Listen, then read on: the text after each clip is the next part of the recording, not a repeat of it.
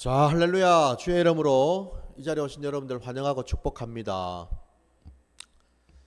추운 날씨지만 우리 하나님 아버지께서 늘 구름 기둥과 불 기둥으로 우리를 지켜주실 줄 믿습니다. 그 은혜 아래 들어가서 하나님의 살아계심과 역사하심을 늘 체험하는 살아있는 신앙 되시기를 주의 이름으로 축원합니다. 자, 오늘 이 거룩한 주일 하나님께서 우리에게 주신 말씀 함께 보겠습니다. 자, 오늘 주신 말씀은 민수기 9장 1절로 5절까지 말씀입니다. 민수기 9장 1절부터 5절까지 말씀 보겠습니다. 다 찾으신 줄 알고 말씀 봉독하겠습니다. 애굽 땅에서 나온 다음 해 첫째 달에 여호와께서 시내 광야에서 모세에게 말씀하여 이르시되 이스라엘 자손에게 유월절을 그 정한 기일에 지키게 하라. 그 정한 기일 곧 이달 14째 날 해질 때에 너희는 그것을 지키되 그 모든 율례와 그 모든 규례대로 지킬지니라. 모세가 이스라엘 자손에게 명령하여 유월절을 지키라 하매 그들이 첫째 달 14째 날 해질 때에 시내 광야에서 유월절을 지켰으되 이스라엘 자손이 여호와께서 모세에게 명령하신 것을 다 따라 행하였더라. 아멘. 자, 오늘 우리에게 주신 이 말씀을 가지고 피로 세운 새 언약이라는 제목으로 말씀을 증거하고자 합니다. 여러분들, 오늘 우리가 읽은 이 본문에 나오는 이 유월절, 이 절기는 여러분들도 어느 정도 아시겠지만은 구약 시대의 이스라엘 백성들이 물론 지금도 유대교를 믿는 그 이스라엘에서는요 여전히 이 절기, 이 유월절 절기를 지키고 있지요. 이스라엘 백성들에게 중요한 그 절기 세 가지가 있는 걸 여러분도 아실 겁니다. 먼저 지금 오늘 본문에 나오는 이 유월절이라는 게 있고, 그 다음에 또 여러분들 아시는 대로 이 77절 혹은 우리가 오순절이라고도 얘기하죠, 그죠? 예, 맥추절이라고도 얘기하고요. 그 오순절이 있고요. 그 다음에 이제 마지막 세 번째 절기가 바로 수장절 혹은 장막절이라고도 얘기하죠. 바로 이 세 절기를 지키라고 하나님은 명령을 하셨는데, 오늘 여러분 이 첫 번째 절기인 이 유월절, 오늘 본문에 나온 이 유월절은 이스라엘 백성들이 이 유월절이라는 이 절기를 지킨 것이 두 번째 이제 해당이 된다고 보시면 되겠어요. 그러니까 다시 말씀드리면은 우리 출애굽기 12장에 보시면은 이스라엘 백성들이 원래는 광야에 있었던 게 아니라 애굽 땅에 있었죠, 그죠? 예. 그 애굽 땅에 있을 때에 하나님께서는 거기에 10가지 그 재앙을 통해서 이스라엘 그 백성들로 하여금 하나님의 살아계심을, 하나님이 어떤 분이신지를 가르쳐 주셨고, 마찬가지로 그 애굽 땅에 있는 많은 그 애굽 사람들조차도 하나님은 그들이 오랜 세월 섬기고 따랐던 수많은 우상하고는 차원이 다른, 그것들은 전부 다 거짓된 것들인데 진짜 하나님, 진짜 참 신이신 하나님이 어떤 분인지를 보여주시는 그 일들을 하셨죠. 그 가운데 여러분 오늘 이 유월절과 연관되어 있는 그 재앙은 바로 10번째 재앙이었죠. 마지막 재앙이었어요. 그 마지막 재앙을 통해서 하나님께서는 그 애굽 땅에 있는 초태생 모든 장자들, 사람뿐만 아니라 짐승의 첫 새끼까지 하나님은 싸그리 다 죽이셨다라는 거예요. 그런데 감사하게도 우리 하나님께서는 이스라엘 백성들이 살고 있는 그 땅, 그것만큼은 하나님께서 미리 말씀을 하셨어요. 이 유월절 이 절기를 지키라고 말씀하셨어요. 그 유월절 절기가 다름이 아니라 1년 된 흠없는 그 수양을 잡아서 그 피를 가지고서 이스라엘 백성들이 살고 있는 그 집, 문, 임방과 설주에다가 피를 바르게 되면 하나님이 보내신 그 죽음의 사자가, 그 천사가 애굽 땅 전역을 돌면서 모든 자들, 그 첫 태생들은 다 죽었지만 그 피를 발려 있는 그 집만큼은 하나님께서 털끝 하나 상하게 하지 아니하고 그것은 다 지나가도록 하셨다는 사실이죠. 바로 이것을 기념하는 거예요. 그러니까 그곳에는 죽음이 없었다라는 겁니다. 그죠? 1년 된 수양의 그 피를 받아가지고 그 문, 임방과 설주에다가 뿌린 거기에는 그 어떤 죽음도 없었다라는 거예요. 이게 바로 여러분 이 유월절의 시작이었습니다. 그래서 여러분 이 유월절을 하면은 우리가 가장 그 중요하게 생각해야 될 것이 뭐냐? 바로 유월절 그 어린 양의 피지요, 여러분. 피 때문에 죽지 아니하고 살았다라는 겁니다. 이게 중요한 거죠, 그죠? 아니 여러분 죽으면 무슨 소용이 있어요? 아니, 내가 지금 이 땅에서 아무리 잘 먹고 잘 살고 내 하고 싶은 거 해본들 하나님께서 밤에 찾아오셔가지고 오늘 밤에 내가 너를 데려갈 것이니 너는 다 정리하거라. 그러면 여러분 무슨 소용이 있습니까? 예전에 제가 신대원 다닐 때에 그 듣는 수업 중에 임상목회라고 하는 수업이 있었습니다. 그 임상목회라는 말에서도 여러분 좀 짐작하듯이 그게 뭐냐면은 병원에 가가지고 환자들을 대상으로 환자들에게 복음도 전하고 전도를 하고 그들을 위해서도 기도해주고 이런 일들을 하도록 그러니까 일종의 실습이죠, 실습. 그때 저희가 간 곳이 어디냐면은 부산대학병원. 근데 그 부산대학병원 중에서도 또 우리가 어디를 갔냐면은 안병동을 갔습니다. 저를 비롯해서 신대원 그 학생들 모두가 그 병원에 가면은 그 병원에서 이제 목회를 하시는 일종의 특수 목회지요. 그 병원에서 이제 예배도 드려주시고 환자들도 이제 이렇게 기도도 해주시고 전도도 하시고 이런 목사님이 계셔요. 이걸 이제 우리가 원목 목사님이라 그러는데 그 목사님의 인도로 우리는 신학생이니까 학생이니까 그 목사님이 이제 가라고 하는 데를 우리는 간 거예요.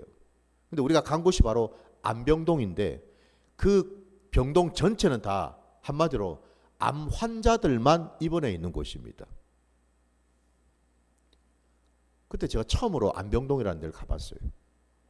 갔더니 여러분 제가 몇 군데를 이렇게 돌면서 이 입원실을 제가 돌았는데 참 새삼 제가 놀랬던 것이 뭐냐면요. 야, 암 환자가 어쩌면 그래도 많은지요. 그리고 또 한 가지는 그 암 환자 중에 여러분 나이하고 아무 상관이 없더라는 겁니다. 어린 아이부터 시작해서요. 소아암 걸린 어린 아이부터 시작해서 나이가 많으신 노인까지. 그러면 당연히 지금 여기 앉아있는 우리 청년들도 마찬가지겠죠. 나이하고 아무 상관이 없어요. 병이 오는 것은. 지금은 내가 건강하니까 팔팔한 것 같죠. 언제 어떤 일을 당할지 우리는 아무도 알 수 없어요. 내일 일도 모르는데 내가 모레 일을 알고 한 달 일을 알겠습니까? 1분 뒤의 일도 나는 모르는데 그 안병동에 가서 그 암 환자들 1기 환자부터 시작해서 말기 환자들까지 다 들어와 가지고 입원해 있어요. 그분들 만나서 그분들과 대화 나누고 기도해 드리고 하면서 여러분 사람에게 있어서 그죠? 참 우리가 한번 좀 돌아봐야 될 것이 뭐냐면 내가 펄펄하게 살아가지고 사는 동안에는 잘 몰라요. 그냥 내가 아프고 힘들고 병이 들었을 때 심지어 이런 어떤 흔히 아직까지도 암은 불치병 중에 하나라고 하지 않습니까?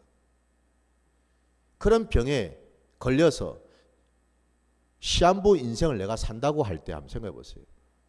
의사로부터 당신은 앞으로 3개월밖에 못 삽니다. 6개월밖에 못 삽니다. 이런 얘기를 한번 들었다고 한번 생각해 보세요.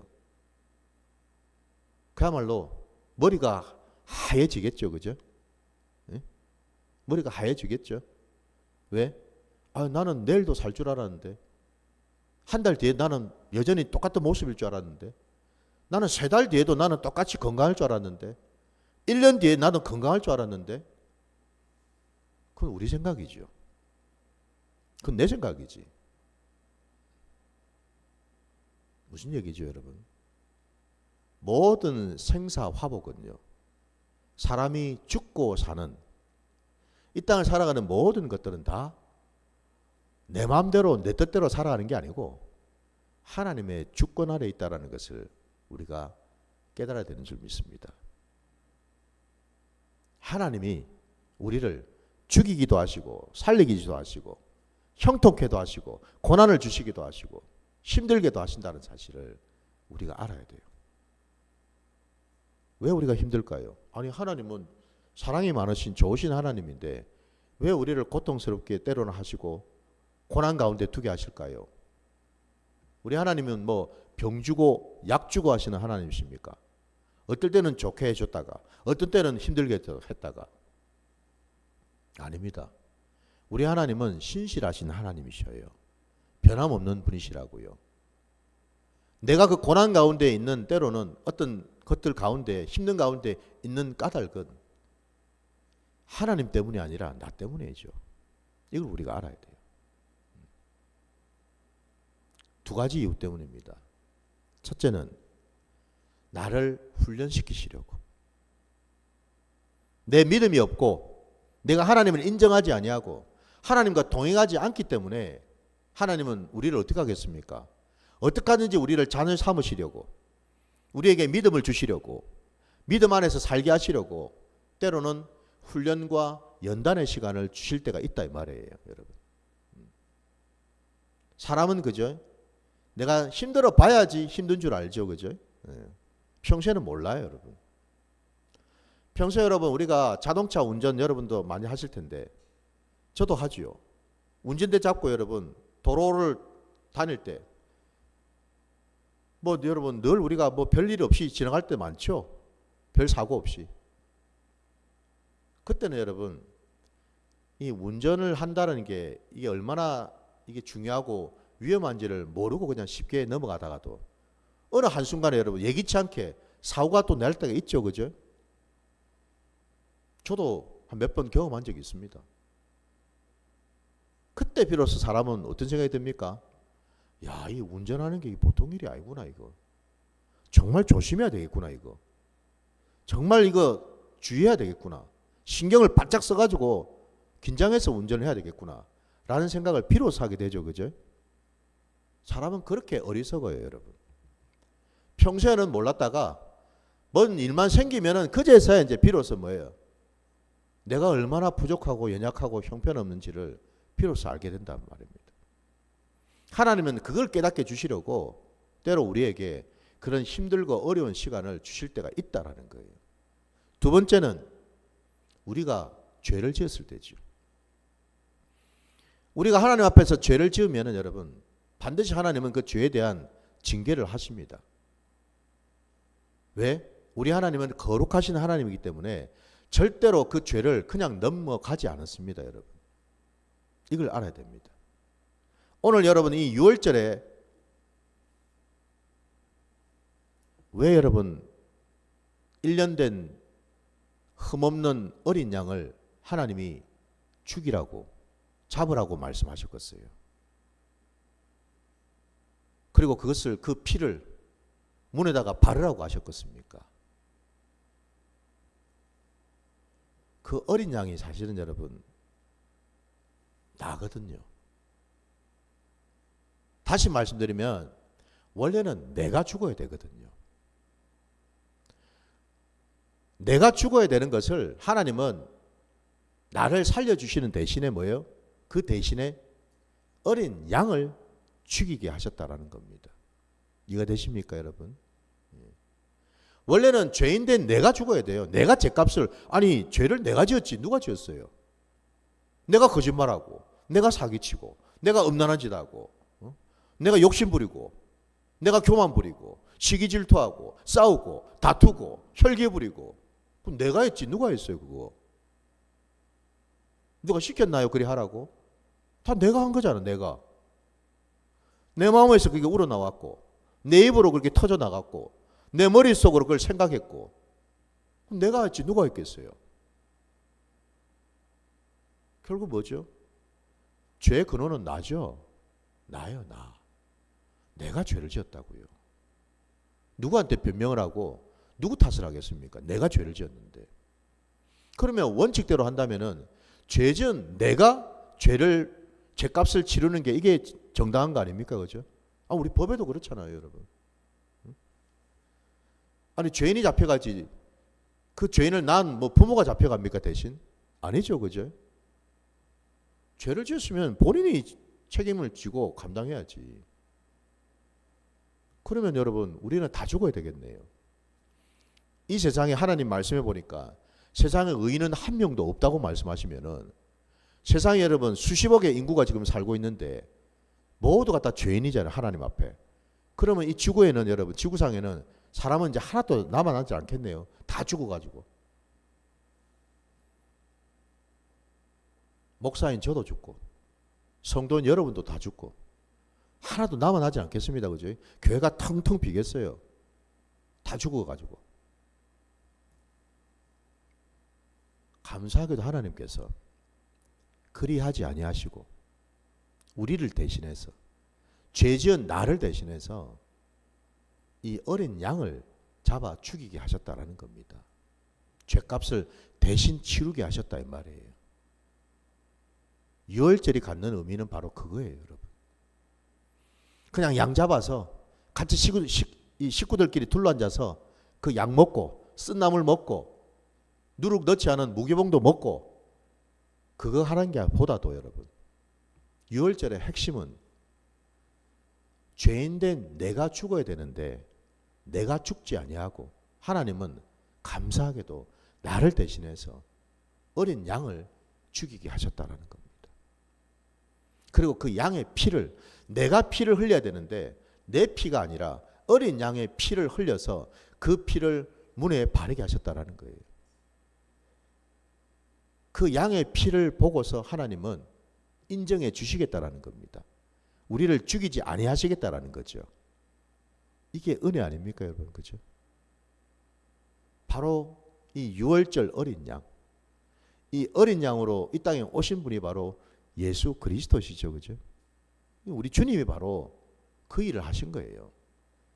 내가 죽어 마땅한 자인데 하나님은요. 내가 죽는 것보다는 당신의 독생자 아들 예수 그리스도를 대신 죽이셨다라는 겁니다.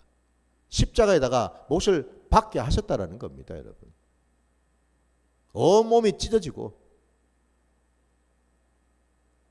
대못이 박히게 하셔서 머리에는 가시 면류관을 쓰게 하셨고 온몸이 피투성이가 되어서 죽게 하셨다라는 겁니다.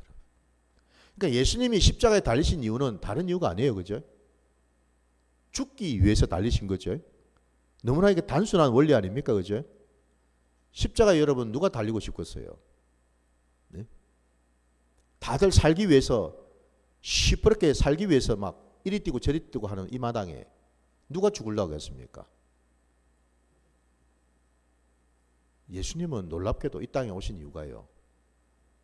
죽으려고 오셨어요. 사람들은 살겠다고 발부둥 치는데 예수님은 죽으러 오셨어요. 당신 때문이 아니고 우리 때문에. 저와 여러분 때문에.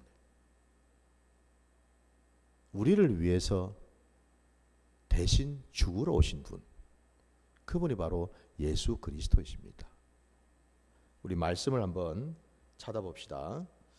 여러분 우리 누가복음 22장으로 한번 가볼까요? 22장 15절 이하로 누가복음입니다. 22장으로 가겠습니다. 22장 15절부터 여러분 20절까지 말씀 볼게요.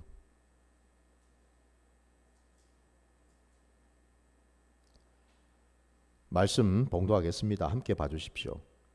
이르시되 내가 고난을 받기 전에 너희와 함께 이 유월절 먹기를 원하였노라. 내가 너희에게 이르노니 이 유월절이 하나님의 나라에서 이루기까지 다시 먹지 아니하리라 하시고, 이에 잔을 받으사 감사 기도하시고 이르시되 이것을 갖다가 너희끼리 나누라. 내가 너희에게 이르노니 내가 이제부터 하나님의 나라가 임할 때까지 포도나무에서 난 것을 다시 마시지 아니하리라 하시고, 또 떡을 가져 감사 기도하시고 떼어 그들에게 주시며 이르시되 이것은 너희를 위하여 주는 내 몸이라. 너희가 이것을 행하여 나를 기념하라 하시고, 저녁 먹은 후에 잔도 그와 같이 하여 이르시되 이 잔은 내 피로 세우는 새 언약이니 곧 너희를 위하여 붓는 것이라. 아멘.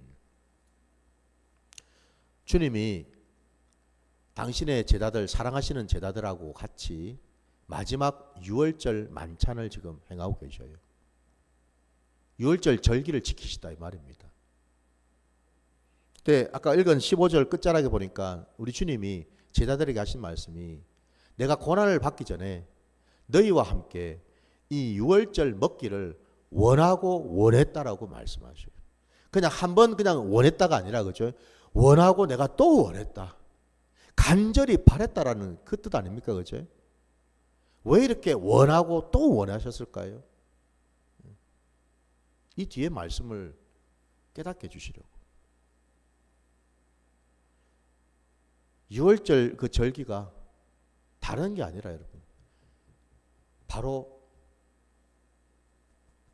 나를 위한 절기, 나를 기념하기 위한 절기라는 것을 우리 주님이 가르쳐 주시려고. 우리 주님이 바로 그 유월절 어린 양이시라는 것을 가르쳐 주시려고. 그래서 주님이 말씀하셨잖아요. 떡을 떼고 잔을 돌릴 때에 주님이 하신 말씀이, 이 떡은 그냥 떡이 아니라 이 떡은 내가 너희를 위하여 주는 내 몸이라고 하시죠. 그죠? 내 몸이라는 겁니다. 그리고 잔을 돌리시면서 또 말씀하셨죠. 이 잔은 내가 너희를 위하여 흘리는 피, 곧 피로 세운 새 언약의 피라고 말씀하셨죠. 그죠? 피로 세운 새 언약이라는 겁니다.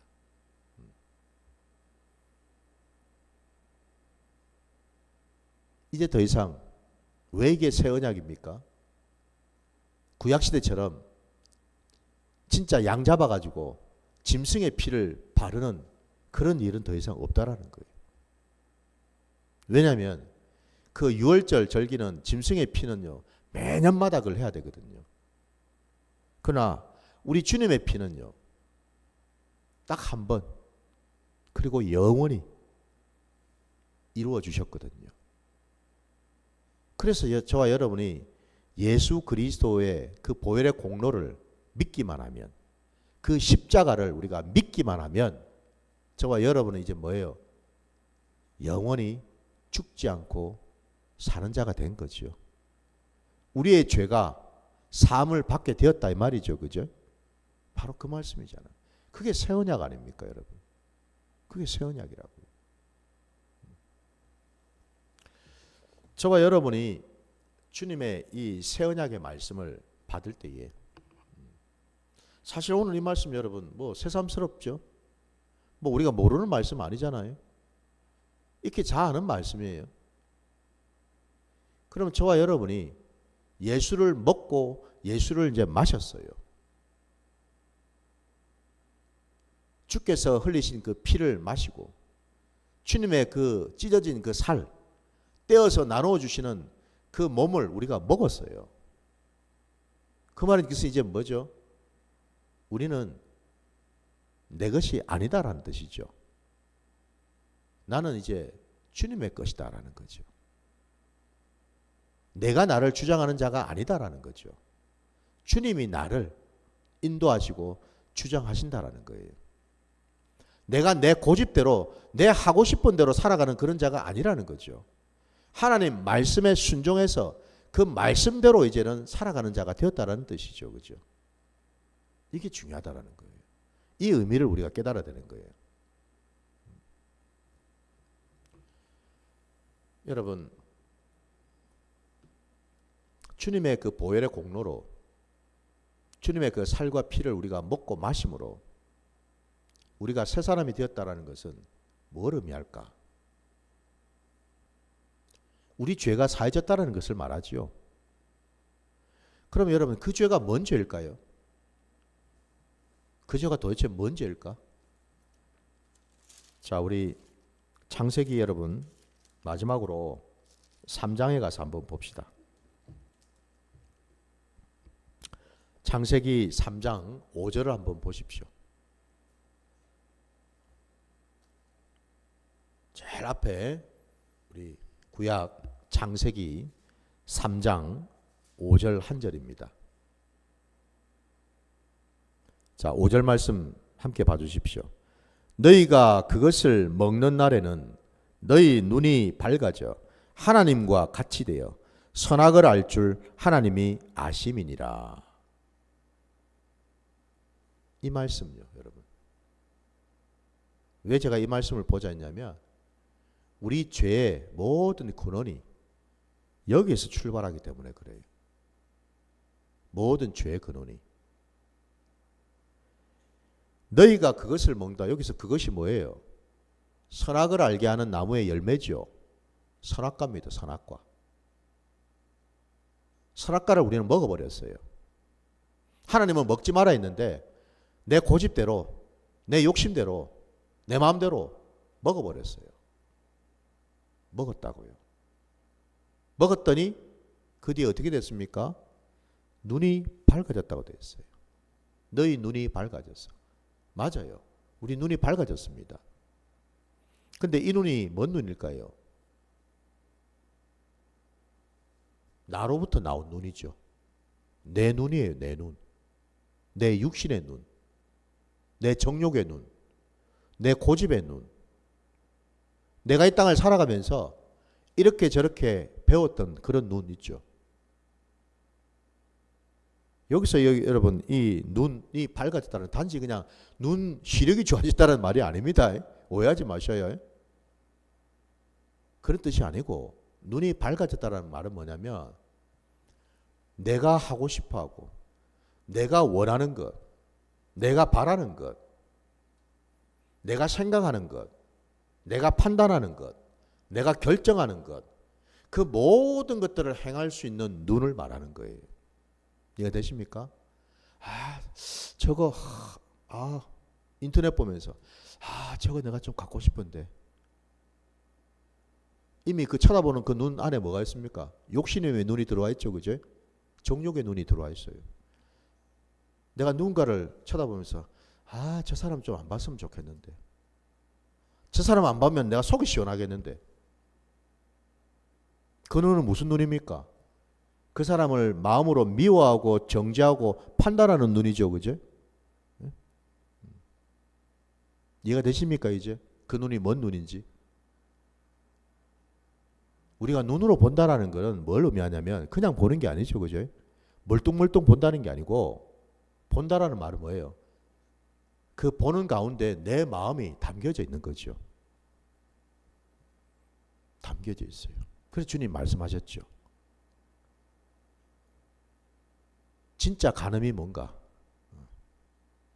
꼭 행위로 음란한 짓을 해야지만 그게 간음이 아니고 음란한 마음을 품는 그 자체부터가 이미 간음했다라고 말씀하지 않습니까? 그죠? 쳐다보고 있으면서 아이고야 저거 어떻게 했으면 이미 마음으로 간음을 했다고요. 음란한 짓을. 요즘 청소년들, 청년들 야동 안 보나요? 엄청 깨끗한 척하고 있어. 전부 다. 전부 다 그 노트북에 컴퓨터 PC 안에 전부 다 저장해놓고 보고 있으면서 어디 자기를 속이고 있어. 그 음란한 짓거리를 하고 있으면서 그러면서 뭐 깨끗한 척하고 있어.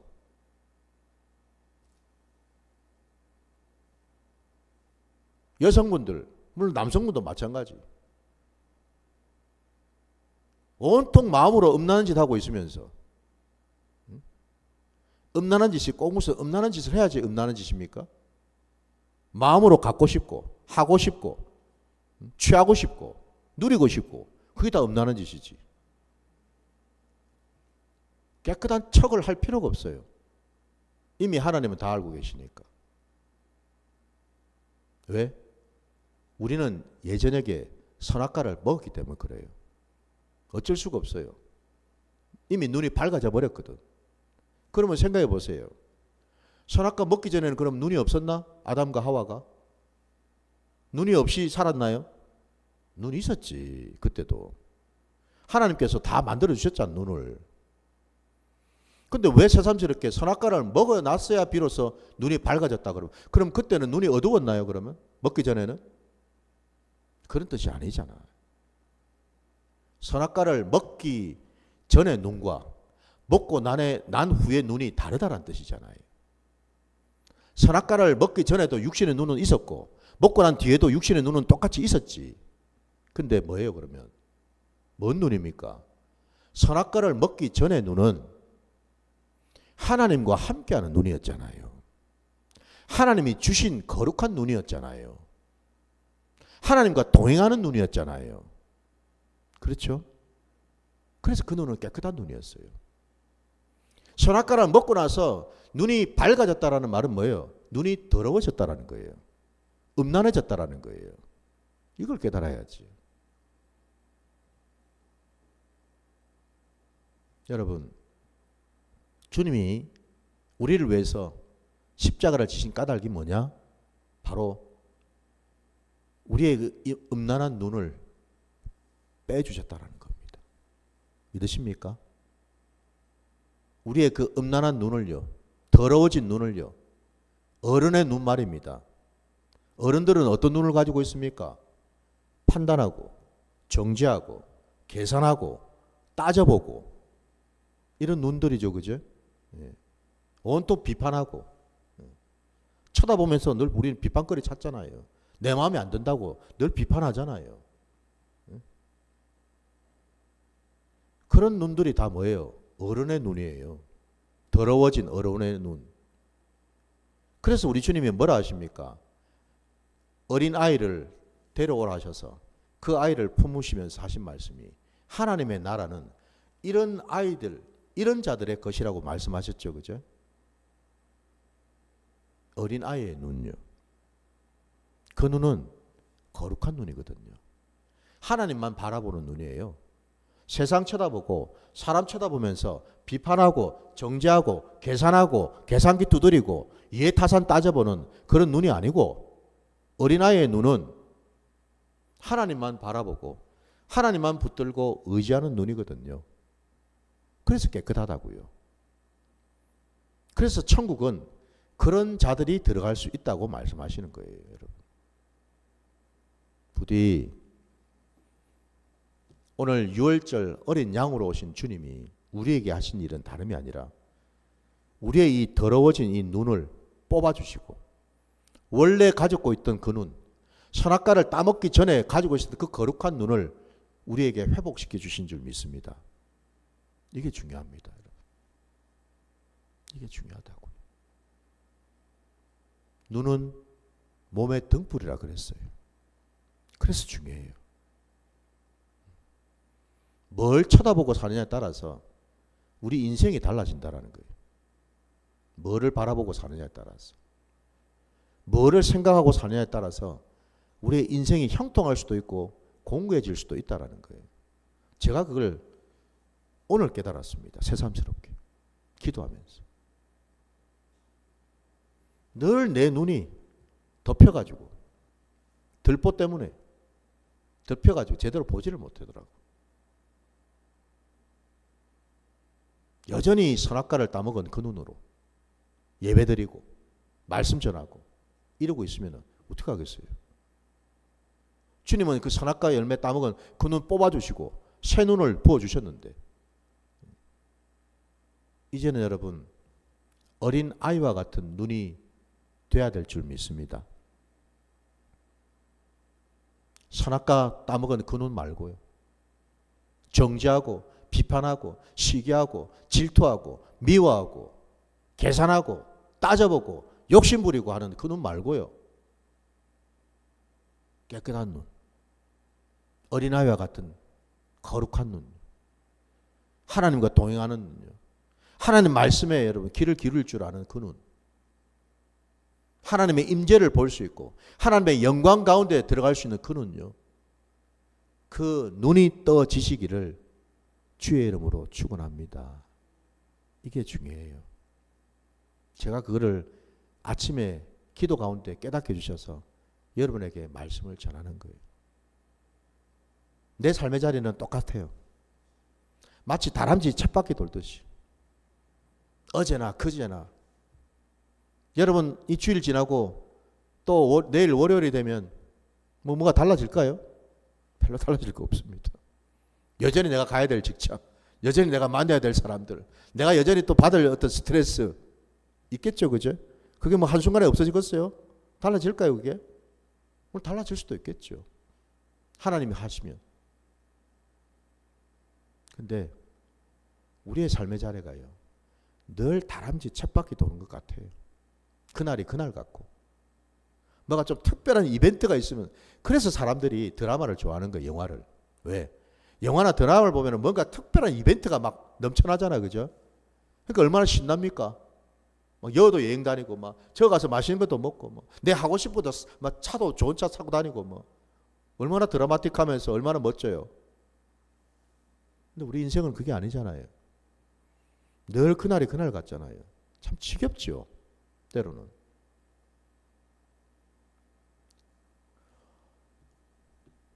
그 지겨운 하루하루를, 그 인생을 우리는 어떻게 살아갈 수 있을까? 어떻게 우리는 이겨낼 수 있을까? 승리할 수 있을까? 답은 하나뿐입니다. 내 눈이 바뀌어져야 돼요. 제가 이 것만 얘기하고 마칠게요. 저도 예전에 주님을 인격적으로 만날 때는 그냥 교회 다녔죠. 근데 어느 날 교회를 가는데, 외국에 있을 때였어요. 프랑스에 있는 교회, 그 교회 주일 예배를 드린다고 갔는데, 그 큰 철대문, 지금도 기억이 생생하죠. 그 철대문, 시커먼 그 색으로 되어 있는 철대문, 그 철대문을 이제 그 문, 교회 문을 손으로 딱 열고 딱 들어가는 순간 제가 완전히 그냥 뒤집어져 버렸어요. 똑같은 예배당이고 똑같은 예배 자리인데, 자리에 앉는 그 순간부터 예배를 마칠 때까지 제 눈에서 닭똥 같은 눈물이 쉴 새 없이 떨어졌어요. 주체가 안 될 만큼. 왜 이럴까 내가? 나도 몰라. 뭐 너미야 보든지 말든지 뭐 부끄러움도 없고 수치감도 없고, 그냥 예배 시작부터 끝날 때까지 막 엉엉 울었죠. 하나님의 은혜였어요. 내 마음을 하나님이 강하게 만져주셨어요. 내 마음에 있는 어두운 것들, 묶여있는 것들, 답답한 것들, 스트레스, 힘든 것들 한순간에 그냥 막 싹 녹아버리더라는 거예요. 그리고 그 예배를 마치고 선교사님 집에서 오후 시간을 같이 보냈는데, 저는 잊어지지가 않아요. 그때를. 마치 내가 천국에 온 것처럼. 얼마나 마음이 가볍고 몸이 가벼운지, 얼마나 마음이 기쁜지 평안한지. 달라진 거 하나도 없어. 똑같아. 여전히 힘들고 어려워진 여러 가지 뭐 경제적인 상황이든 여러 가지 어떤 형편이든 달라진 건 똑같아요. 근데 중요한 건요, 내가 달라졌죠. 우리 아이가 달라졌어요. 내가 달라지더라고요. 내 마음이. 그 이후로는 근심 걱정이 없어져 버렸어요. 놀랍지 않습니까? 달라진 건 없는데. 근데 내가 변해서 세상이 달리 보이죠. 하나님을 붙들고 하나님을 의지하게 되더라는 거예요. 너무 감사. 걱정이 없어. 염려가 안 돼. 내 머리 잔머리 굴려가지고 계획할 것도 없어. 이 국리 저 국리 하면서 밤잠 설칠 필요가 없어. 여기 뒤적거리고 저기 뒤적거리면서 이력서 쓸 필요도 없고. 왜? 하나님이 나를 아시고 하나님이 나를 붙들고 계시다는 것을 알았으니까 이제 너무 마음이 평안했죠. 재택 간다고 고생들 많으시죠, 여러분? 노후 대책 세운다고 힘들게 사시고 계시죠, 여러분? 믿음의 분량대로 하시면 돼요. 믿음의 분량대로라고 말씀드렸습니다. 그러면 우리는요, 주님을 온전히 만날 수가 있습니다. 내 눈에 있는 것들이 벗겨지면 나는 주를 만날 수 있고 나는 어린아이와 같은 그 눈으로 주와 함께 하는 줄 믿습니다. 들을 기 있는 자들은 들으시기 바랍니다. 자, 이 시간에 우리 찬양 부르시면서 기도하기 원합니다.